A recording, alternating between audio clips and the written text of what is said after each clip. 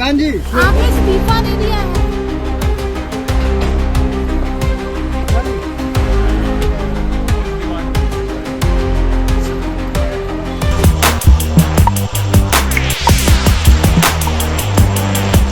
मोकामा में दो बाहुबली अब आमने सामने खड़े हैं। देखिए मोकामा, जहां अनंत सिंह का क्षेत्र है मोकामा, वहां से अब उनके सामने सूरजभान सिंह खड़े हो चुके हैं। जी हाँ, सूरजभान सिंह ने अपनी पत्नी वीणा देवी को वहां से चुनाव लड़वाने का निर्णय लिया है।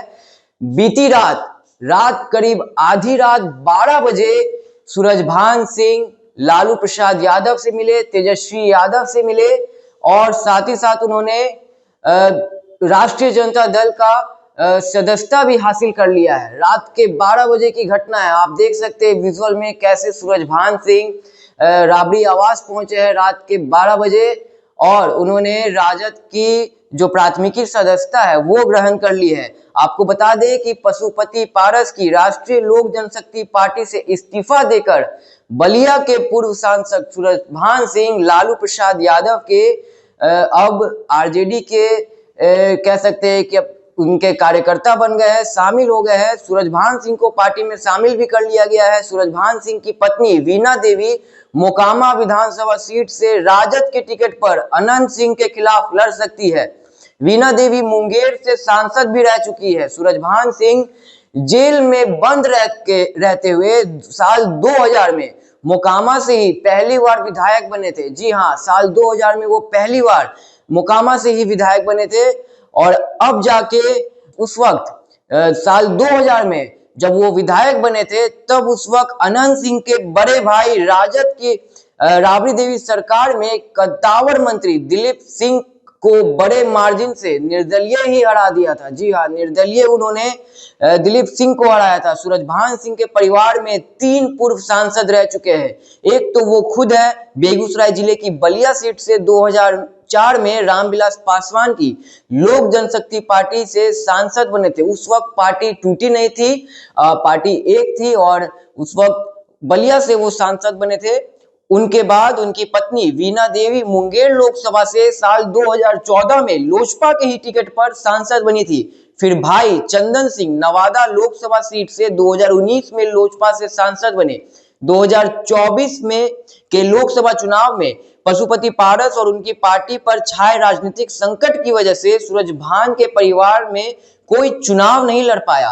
हालांकि अब विधानसभा चुनाव में कहीं ना कहीं सभी जोर आजमाइश करने में लग चुके हैं। सूरजभान के सांसद बनने के बाद से अनंत सिंह मोकामा से लगातार 5 बार और उनकी पत्नी नीलम देवी साल 2022 के उपचुनाव में पहली बार विधायक बनी थी। मौजूदा विधायक नीलम देवी को अनंत सिंह ने घर में बैठाकर खुद चुनाव लड़ने का फैसला किया। नीतीश कुमार की पार्टी के टिकट पर नॉमिनेशन भी कर चुके हैं। आपने देखा होगा, तस्वीरें हमने दिखाई थी किस तरीके से ललन सिंह भी मौजूद थे, अनंत सिंह के आवास पे पहुंचे थे और साथ ही साथ एक ही गाड़ी में दोनों नामांकन करने निकले थे मोकामा के लिए।